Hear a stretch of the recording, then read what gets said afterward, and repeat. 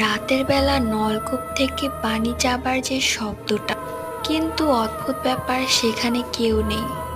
আপনা আপনি চাপকলের কূপটা উপরে উঠছে আর নামছে।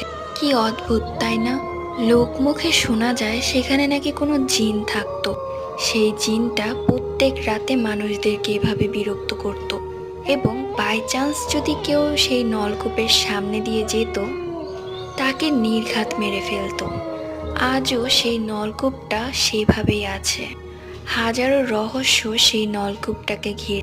এরই মধ্যে কমেন্ট করেছে ওয়াসিমা মমতাজ, কমেন্ট করেছে জারিন, কমেন্ট করেছে জান্নাত, সাথে কমেন্ট করেছে নাদিয়া সুলতানা, মৌসুমী আক্তার, হিব্বার রহমান, সামিহা, মারিয়া, সাদিয়া, রাজু, রিপন, সাথে কমেন্ট করেছে মুনতাহা, কমেন্ট করেছে স্নেহা, সিনথি, তাসফি।